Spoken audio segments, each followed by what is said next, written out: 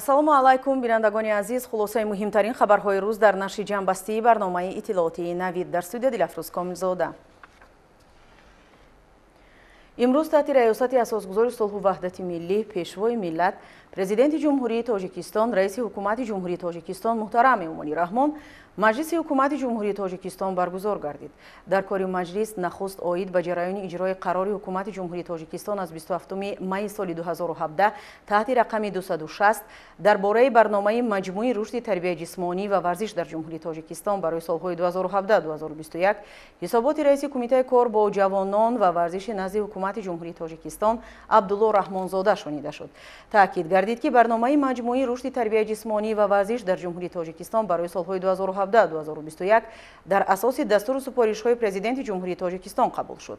Мақсади асосии барнома рушди тарбияи ҷисмонӣ ва варзиш, дастрасии он барои аҳолӣ, оммавигардонии варзиш, таъмини самаранокии машғулиятҳои ҷисмонии аҳолӣ ва ба ин васила пайдо намудани наврасону ҷавонони болаёқат барои расидан ба натиҷаҳои баланди варзишӣ дар сатҳи мусобиқаҳои байналмилалӣ мебошад. Президенти мамлакат муҳтарам Эмомалӣ Раҳмон дастур доданд ки вазорату идораҳои дахлдор, мақомоти иҷроияи ҳокимияти давлатии вилоятҳо, шаҳри Душанбе ва ноҳияҳо амалисозии барномаи маҷмӯи рушди тарбияи ҷисмонӣ ва варзиш дар ҷумҳурии Тоҷикистон барои солҳои 2017-2021-ро таъмин намоянд. Дар кори маҷлис лоиҳаҳои як қатор қонунҳо аз ҷумла оид ба ворид намудани иловаҳо ба Қонуни ҷумҳурии Тоҷикистон дар бораи мақомоти худфаъолияти ҷамъиятӣ, оид ба лоиҳаи Қонуни ҷумҳурии Тоҷикистон дар бораи ворид намудани тағйири иловаҳо ба Кодекси замини ҷумҳурии Тоҷикистон, дар бораи лоиҳаи Қонуни ҷумҳурии Тоҷикистон оид ба ворид намудани тағйири иловаҳо ба Қонуни ҷумҳурии Тоҷикистон дар бораи бехатарии сейсмикӣ ва дар бораи лоиҳаи Қонуни ҷумҳурии Тоҷикистон оид ба ворид намудани тағйирот ба Қонуни ҷумҳурии Тоҷикистон дар бораи амнияти нақлиётӣ мавриди баррасӣ қарор дода шуд.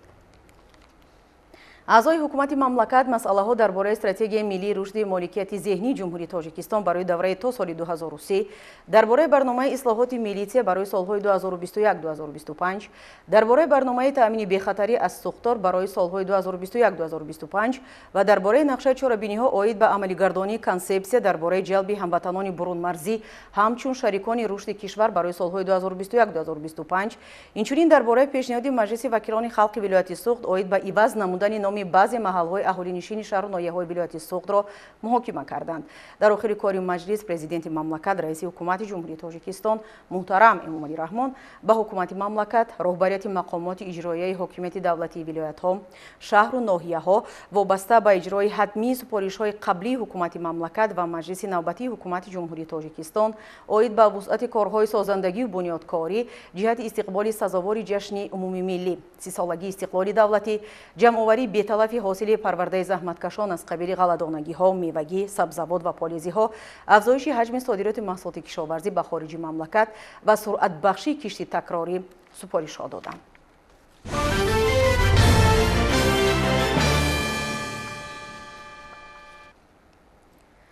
вобаста ба амалишавии лоиҳаи беҳсозии низоми обтаъминкунӣ дар Тоҷикистон марҳилаи 2 шаҳри Хорух ситоди муваққатӣ дар назди роҳбарияти мақомоти иҷроияи ҳокимияти давлатӣ ташкил гардидааст ки тибқи он татбиқи лоиҳа дар маркази вилоят зери назорати қатъӣ гирифта шудааст. Корҳо дар самти амалишавии лоиҳа бо суръат ҷараён дошта, айни замон корҳои иловагии лоиҳа дар самти иваз намудани қубурҳои асосии оби ошомиданӣ ва қубурҳои обу ташноб дар қисмати роҳи асосии нақлиётии шаҳри Хорух аз маҳаллаи Хичордев то идораи радио ва телевизиони вилояти мухтори Кӯҳистони Бадахшон идома дорад.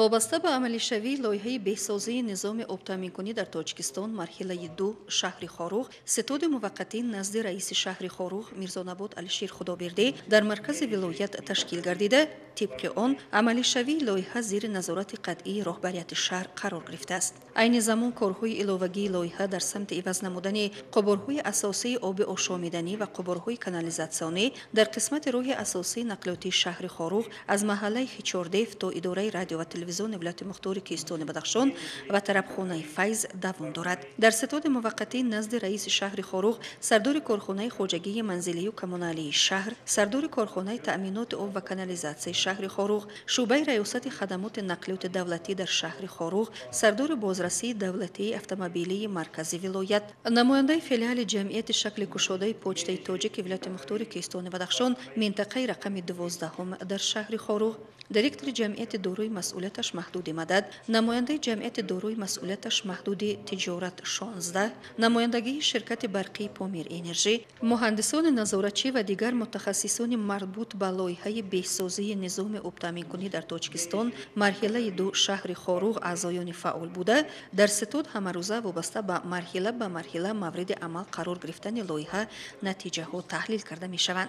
باید گفت که مرحله یکم این لایحه بنیاد و مورد استفاده قرار گرفتن خط آبگذر باغیودره خاروغ بوده. مرحله دوم این لایحه در حدود شهر خاروغ عین زمان مورد عمل قرار داده شده است. مبلغ گذار لایحه بانک اروپایی تجدید و رشد بوده. در مجموع 4 میلیون دلار آمریکایی طبق نقشه پیش بینی گردیده می باشد که 2 میلیون دلار به طور گرانت و 2 میلیون دلار دیگر همچون قرض کردیتی پیش بینی گردیده است. آغاز عملی شوی لایحه سال 2014 بوده، باید که تا سال 2022 پره به انجام برسد. عین زمان در راه اساسی نقلیاتی مرکزی در سمت محله خیچوردیف تا اداره رادیو و تلویزیون قبور کانالیزاسیونی جابجا کرده می شود. محله خیچوردیف سولوی دروز نه عموما کانالیزاسیون ندارد و رئیس شهر خاروغ کوروی لوگی لایحه با داخل کردند و شرکت مدد که دیرکتورشون ایدر محمد فیوان است و یا هم از محله خیچوردیف تو امنیت ملی ولایت قبور کانالیزاسیون وصل میکنند. بنیاد خط آب نوشاکی نیز در سمت راه اساسی از طرفخانه فیض تا محله مرکزی در درازی 12.5 کیلومتر که چقوری آن 1.6 متر می باشد دوام دارد. بنیاد آن را جمعیت داروی مسئولیتش محدود مدد به عهده داشته در آن 15 نفر کارگران به کار جلب گردیدند.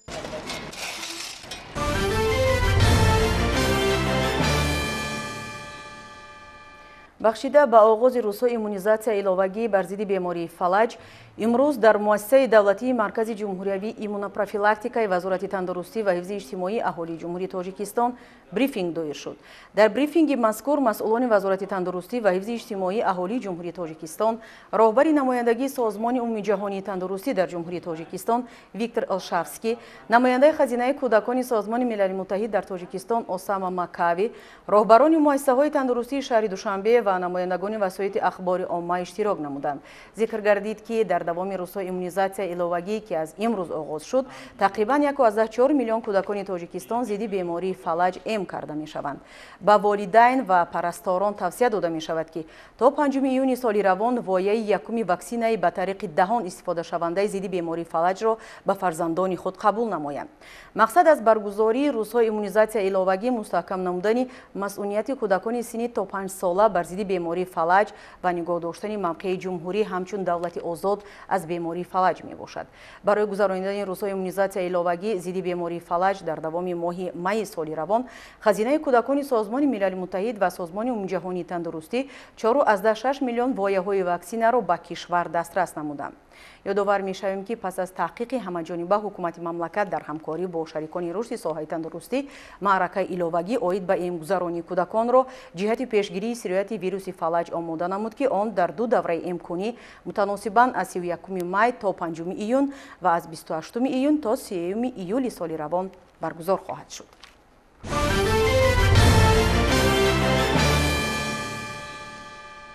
سرایسات خدمات دولتی آتش‌نشانی وزارت کارهای داخلی جمهوری تاجیکستان در ولایت ختلان وابسته به پیشگیری حالت‌های سرزدن حادثه‌های سوختار هنگام جمع‌آوری حاصل غله‌دانگی‌ها سمینار مشورت دایر کرد. در کار همایش مسئولان همه بخش‌های مربوطه ولایت ختلان اشتراک نمودند. تفصیلات بیشتر در شرح همکسبانی ما. رهبریت وزارت کارهای داخلی جمهوری تاجیکستان و سرایسات خدمات دولتی آتش‌نشانی بهر بی‌تلف جمع‌آوری نمودن حاصل زراعت‌های غله‌دانگی و خوراک درشت چاروا، متخصصان خدمات دولتی آتش‌نشانی و جزو تام‌های آن پیش از آغاز موسم تمام چاره و تدبیرهای ضروری ضد سوختار را تشکیل و برگزار کرده می‌شود. در دوره چنین چاره‌بینی‌ها در بنای کاخ فرهنگ ناحیه واسع ولایت ختلان سمینار مشورتی عملیات ضد سوختار 2021 عاید به تحکیم وضع بی‌خطری از سوختار در موسم جمع‌آوری زراعت‌های غله‌دانگی و خوراک درشت چاروا تشکیل و گذارانی رانده شد. در سمینار مشورت رهبریت سرایست خدمات دولتی آتش‌نشانی و جزو تام‌های آن، معاون رئیس ولایت ختلان، معاونان رئیسان مقامات اجرایی حاکمیت دولتی ناحیه‌ها و سرداران ریاست‌های مختلف شهر و ناحیه‌های ولایت، اینچنین رهبران متصدیان خواجگی‌های کشاورزی و دهقانی، خواجگی‌های جنگل، رئیسان جماعت‌ها، متصدیان کارخانه‌ها و تشکیلات‌ها، رهبران مسئولین خدمات داخلدار هماهنگسازی و فعالان اشتراک و سخنرانی نمودند. بنابراین بهر بی‌طرف جمع‌آوری نمودن حاصل بارخ جوین دهقانان رویانده شده از طرف معاون اولی سردار سرایست خدمات دولتی آتش‌نشانی وزارت کارهای داخلی با اشتراک چنین سمینار مشورت اوید با تامین بی‌خطری از سوختار یک قطار دستور و توصیه‌های ضروری پیشنهاد گردیده و طلب کرده شد که در تمام موضع‌های جمع‌آوری حاصل ستادهای عملیات ضد سوختار 2021 از حساب کارمندان خدمات دولتی آتش‌نشانی، خواجگی‌های کشاورزی و دیگر نهادهای داخلدار تأسیس داده شده در برابر تمام تکنیک و تجهیزات ضروری آتش‌نشانی، اینچنین حتما نظارتچیان پیاده‌گرد و سواره اسب نیز تشکیل کرده شوند. سرایست خدمات دولتی آتش‌نشانی وزارت کارهای داخلی جمهوری تاجیکستان از تمام شهروندان، مسئولین خواجگی‌های دهقانی و دیگر ساختارهای مربوطه احتراما خواهش می‌کند که طلبات‌های قاعده به خطر ضد سوختار را رعایت نموده طبق آن عمل نمایند. چطور که از تحلیل کارشناسان خدمات دولتی آتش‌نشانی برمی‌آید یکی از عامل‌هایی که باعث رخ دادن چنین حادثه‌های ناخوش می‌گردد این در حالت ناسازی تکنیکی قرار داشتن اکثریت واسطه‌های نقلیات و اگریگات‌های ساحه کشاورزی و با آلات‌های ضروری آتش‌نشانی تامین نمودن آنها می‌باشد. اینچنین کنار راه‌های اتومبیلگرد و پویزها و بین قطارهای میدان‌های زراعت‌های غله‌دانگی و خوراک درشت چاروا در مسافه 8 متر و 4 متر متناسباً سر وقت از علف‌های خودروی تازه و آنها شورتگار کرده نمی‌شوند. سپس به آنها بوکلت و دستورالعمل‌های ضد سوختاری تقدیم کرده شدند.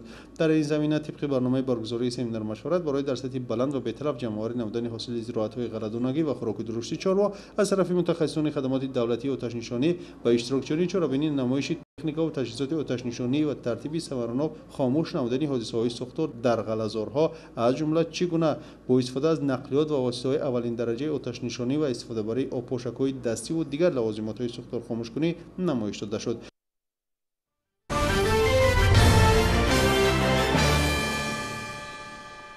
استفاده مقصدناک نعمت‌های طبیعی از جمله آب و زمین وسیله مهمی تأمین امنیت عضوقواری به حساب می‌رود.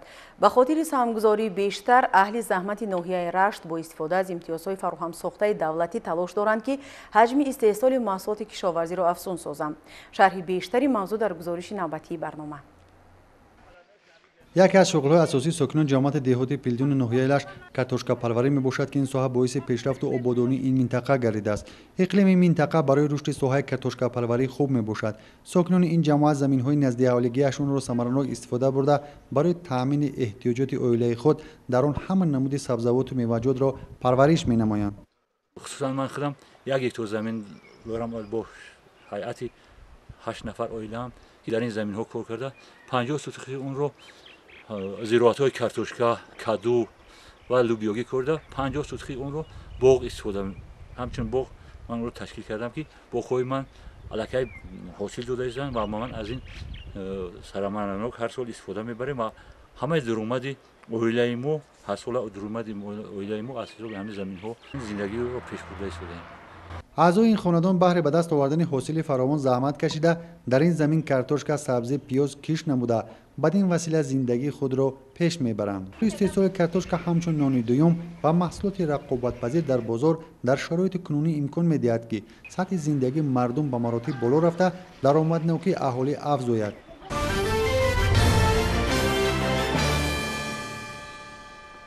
در جمهوری تاجیکستان وابسته به طبیعت و آب و هوای مساعد زنبوری عسلپروری یکی از ساحه‌های سردرآمد به حساب می‌رود. برای رواج دادن این ساحه حکومت جمهوری تاجیکستان به زنبوری عسلپروران یک قطار امتیازها داده است. نتیجه همین است که در شهر و ناحیه‌های کشور شماره زنبورپروران زیاد و عائله‌های زنبور نیز رو به افزایش دارند. موضوع را همکارم شیرین جان سفرزاده از شهر کولاب پیگیری کرده است. талбак шарифов зодаи шаҳри кулоб буда умри бо баракати хешро сарфи хизмати мардум кардааст. аз овони ҷавонӣ то имрӯз дар соҳаҳои гуногуни хоҷагӣ халқ кору фаъолият намуда баъди ба нафақа баромаданаш хоҷагидорӣ ва занбури асалпарвариро пеша кардааст. дар 10 сад як замини теппаи назди манзилаш дар маҳаллаи синои шаҳри кулоб 30 оилаи занбури асал дорад. ин миқдор оилаҳои занбурро давоми 3 соли охир нигоҳбин карда ҳар сол шумораи оилаҳоро зиёд мекунад ва ҳосили хуб мерӯёнад. занбури асалпарварӣ касби меросии бобои талбак мебошад. чунки падармонам деҳқон буд, занбуркор буд, боғкор буд. چروادار بود. ما تا نفقه بدم سال 2016 همگی 7 اویله زنبور داشتم. همین 7 اویله رو حاضر با 30 اویله رسوندیم. چند قری کار کنی هیچ وقت ضرر نمیبینی. کسبه هیچ وقت ضرر نمیبینی. سال میاد سال خنک میآید، سال چیز میاد، اقدام تلف میآید با جوشا میگیرد. زنبور اساساً اگر ایخل بگیریم عموما ایخنکی نمیبره. زنبور اساساً ای گشنگی با یک کنه گفتنی کنه دارم چرواری همون داروش همون چیزاش سری وقت کنی تازه میشه. از زنبور هیچ وقت نمیبره. اگر سیر باشد مثال واکسینه ها را هم بتی و داروها را بتی تلف نمیآورد. تلف هم که یا با جوش میگیرد. бобои талвак замбури асалпарвариро ба писарону набирагонаш низ меомӯзад. барои парвариш беҳтарин зоти замбурро ки ба шароити иқлими тоҷикистон мутобиқ аст интихоб кардааст.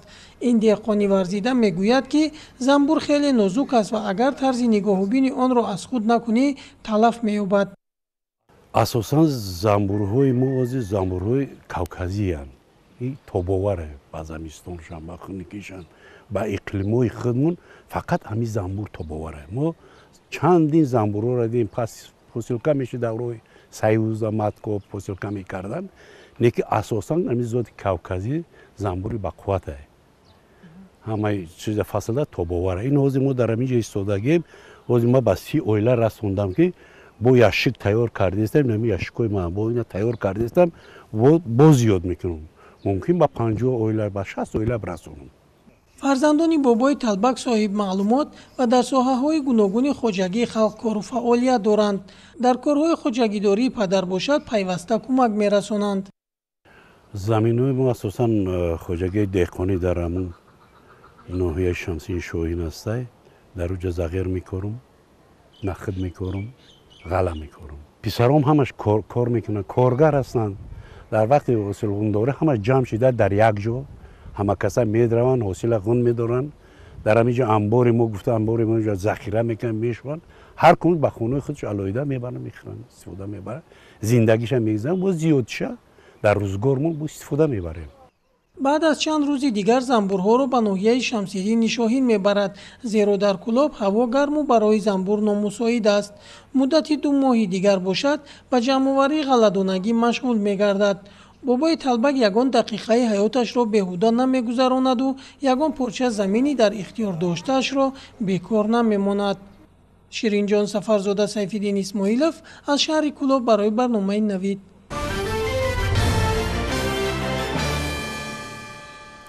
пилла ашёи хоми пурқимати саноатӣ буда баҳри рушди соҳаи кирмакпарварии барномаҳои давлатӣ аз ҷониби ҳукумати ҷумҳурӣ таҳрезӣ шудааст. имсол чун солҳои қаблӣ корхонаи фаръии пиллахушкунии шаҳри турсунзода бо пиллапарварони хоҷагиҳои деҳқонӣ ва сокинони ҷамъату деҳот шартнома баста нигоҳубини кирмакро хуб ба роҳ мондааст. имрӯзҳо пиллапарварони пешқадам дар ин минтақа ба ҷамъоварии ин ашёи саноатӣ оғоз намуда ба корхона пилла месупоранд. ҳамкорони мо Хуршед Ҳалимов ва Соҳибнур Абдурасулов оид ба ин мавзӯъ гузориш медиҳанд. амалӣ гаштани барномаи рушди соҳаи кирмакпарварӣ ва коркарди пилла дар ҷумҳурии Тоҷикистон имкон дод ки парвариши кирмак ва истеҳсоли пилла рӯй ба бебудӣ биёрад. феълан кирмакпарварон кӯшиш намуда истоданд ки барои парвариш шароитҳои мусоидро фароҳам биёранд. имрӯз мо бо занони хонанишин дар якҷоягӣ ҳамкорӣ намуда дастуру супоишҳои пешвои миллатро дастгирӣ намуда дар ҳудуди ҷамъияти деҳот пиллапарвариро хуб ба роҳ монда истодаем ва имрӯзҳо ҳосили ҷамъ намудаи пилларо бо занон бо ёрии занони хонанишин ҷамъоварӣ карда истодаем. дар нақша дорем ки аз пилла ҳосили фаровон гирем ва саҳми худро ба соҳаи кишоварзӣ гузорем. корхонаи фаръии пиллахушкунии шаҳри турсунзода таи 10 рӯз аст ки аз кишоварзони хоҷагиҳои хурду миёна ва ҷамъату деҳот ки ба кирмакпарварӣ машғуланд пилла қабул менамояд. дар корхонаи фаръии пиллахушкунии шаҳри турсунзода пиллаҳои қабулгаштаро аз ташхис гузаронда тариқи асбобҳои гармигир хушк менамоянд.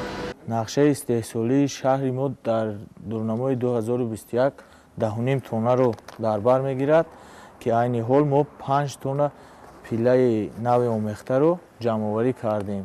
از روی معلومات‌های کارخانه فرعی پیله‌خشک‌کنی شهر ترسونزاده جمع‌آوری پیله تا دهه دوم ماه ایون دوام خواهد کرد و نیت دارند نقشه به عهده گرفته‌شان را بر زیاد اجرا نمایند. به همه کلمت‌پروران جماعت و دهات و خواجگی‌ها دستور داده شد که پرورش پیله را خوب به راه مانند و به تلف جمع‌آوری نموده به کارخانه فرعی پیله‌خشک‌کنی سپارند.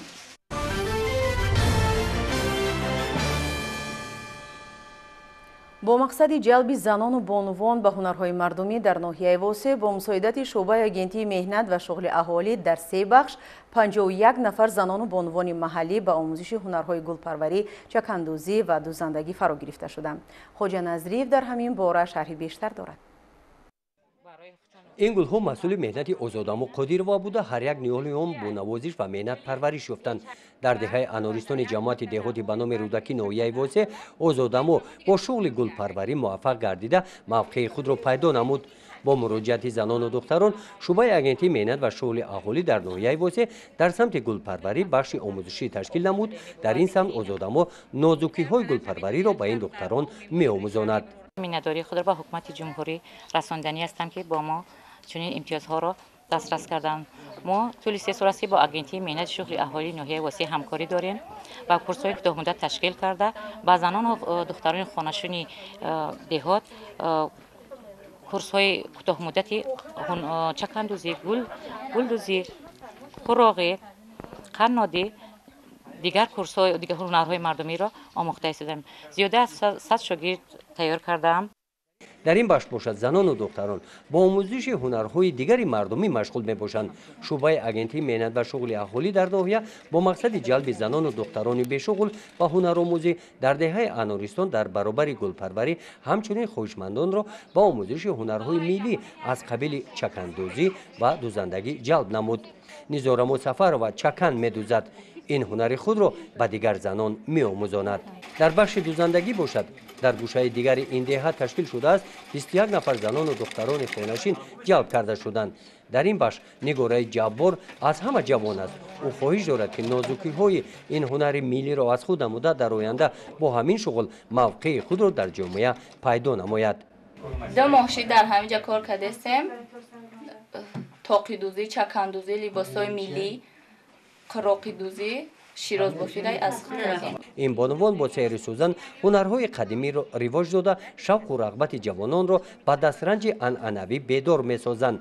کارمندان شعبه آگنتی مهنت و شغل اهالی در ناحیه با نمونه‌های کاری دستی بانوان شناس گردیده از موفقیت آنها قناعتمند گردیدند. بعد انجام بخش‌های آموزشی ختم کنندگان آن با سرتیفیکات تامین کرده می‌شوند. گزارش خوجا نظریف خدای نظر ظهورف از ناحیه واسه برای برنامه اطلاعاتی نوید.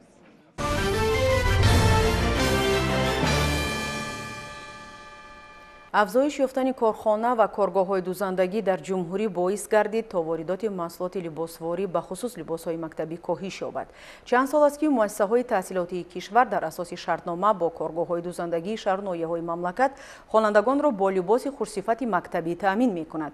نمایش دستاوردهای کارخانه و کارگاه‌های دوزندگی ولایت سوق در شهر خوجند دایر شد که آن لباس‌های مکتبی به معرض دید گذاشته شد.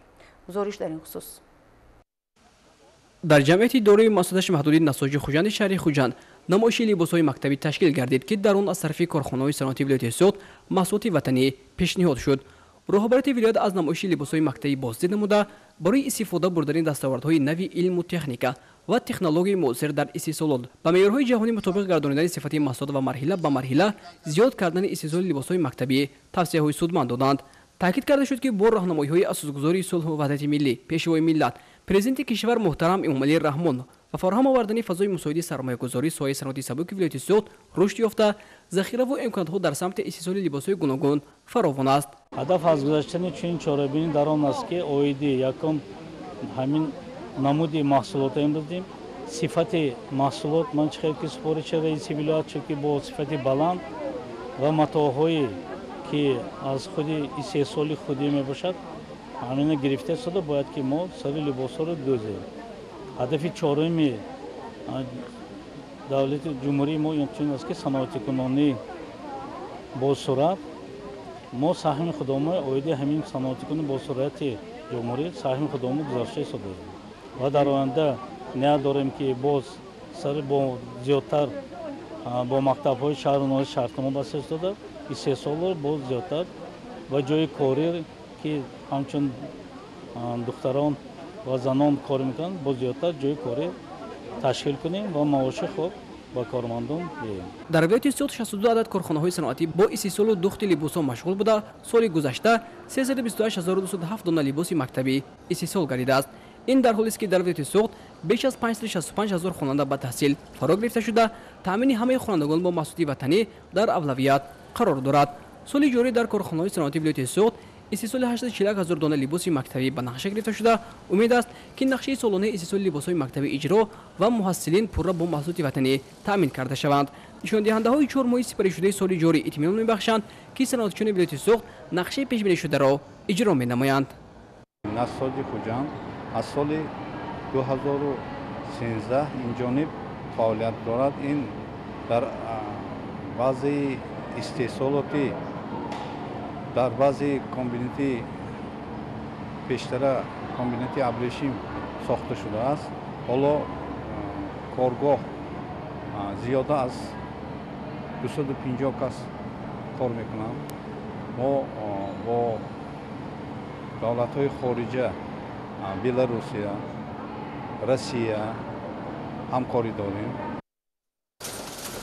боиси зикр аст ки илова бар таъмини бозори дохилӣ бо маҳсулоти ватанӣ молу маҳсулоти корхонаҳо ба хориҷи кишвар низ содирот хоҳад шуд. аз ҷумла корхонаи насоҷи хуҷанд тибқи дархост ба ҷумҳурии Беларус 25000 дона либос ирсол менамояд ва интизор меравад ки теъдоди фармоишҳо боз ҳам афзун гардад.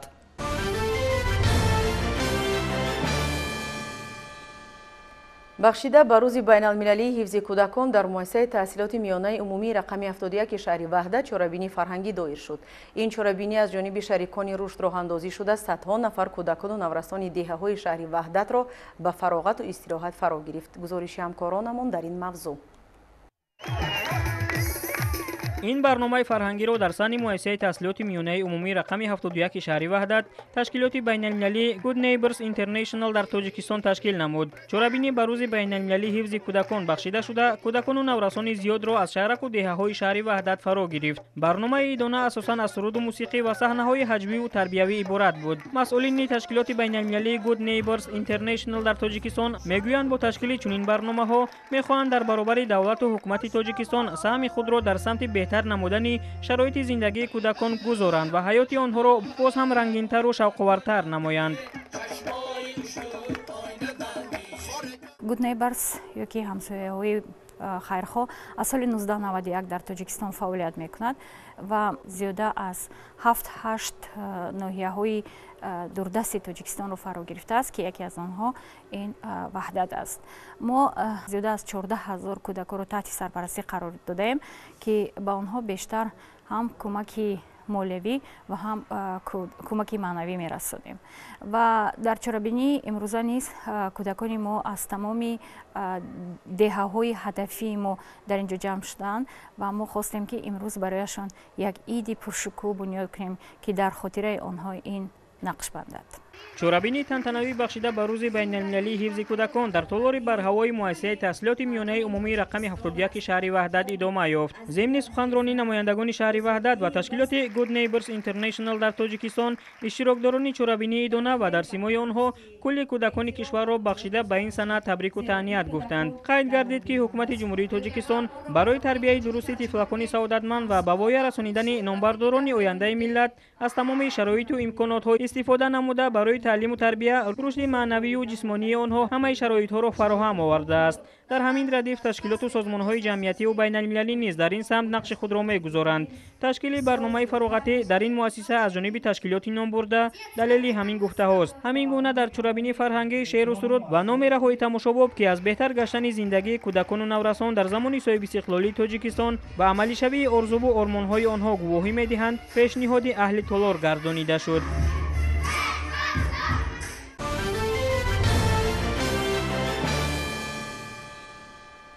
با مقصد تطبیق دستور هدایت‌های راهبریت عالی سیاسی تاجیکستان در سمت دستگیری جوانان لیاقتمند قشرهای آسیب‌پذیر جامعه، انکشاف قابلیت ایجادی، تحکیم احساس خودآگاهی و خودشناسی و بلند برداشتن ذوق بدیعی کودکان و نورسان امکانیت محدود داشته و سزاوار استقبال گرفتن 30 سالگی استقلالیت دولتی جمهوری تاجیکستان، آزمون جمهوریوی ما با شمایم تشکیل شده است.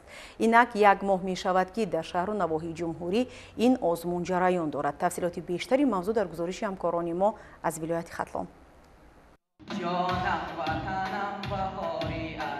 دوره ولایتی آزمون حزبی تحت عنوان ما با شمایم با جلب 40 نفر از داوطلبان در کاخ وطنی شهر باختر جمع بست کردید.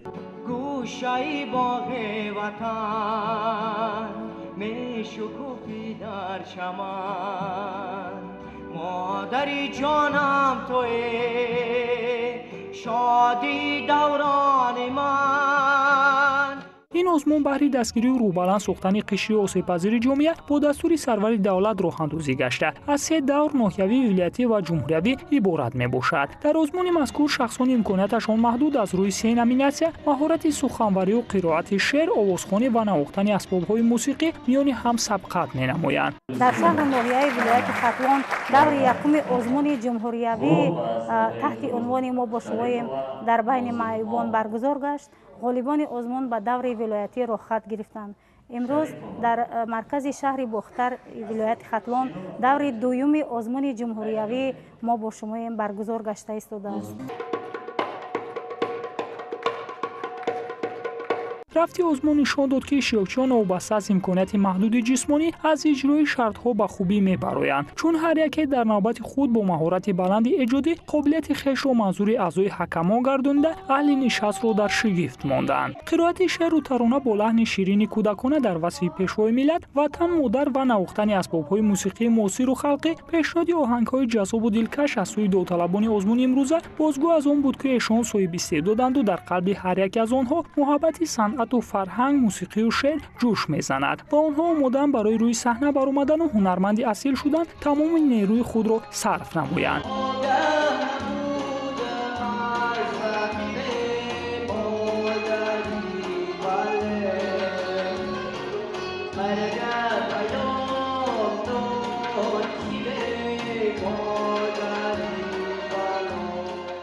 باور کنید فرزندان ما در نزد آینه نیلگون نشسته دائما تماشا میکردند و آرزو میکردند که ما هم یک بار همین صحنه مقدس میدیده باشیم. امروز برای همین فرزندان امکاناتشون محدود یک تنتنه شد که گویا در صحنه برآمده، همش به طرز برآمد کردن. آن تبلک نواخت و دیگری سروی، سوم قرائت کرد، چهارم از خودش شعر ایجاد کرد.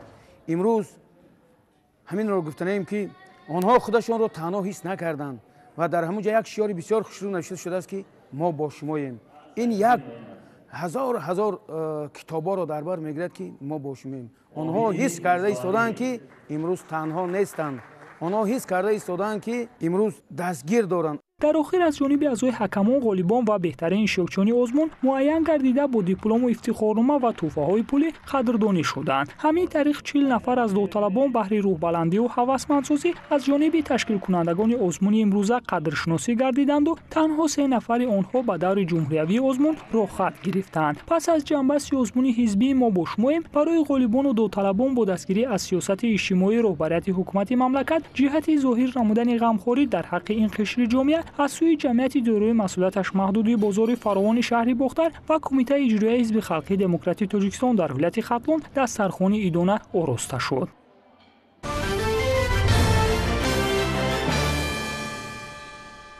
خبرها از خارج مملکت. حادثه نوبتی تیرپرانی در شتات فلوریدا حکومتداران آمریکا را نگران کرده است. این دفعه آتش‌کش‌های زمانی برگزاری برنامه کنسرتی به وقوع پیوسته 2 کشته و زیاده از 20 زخمی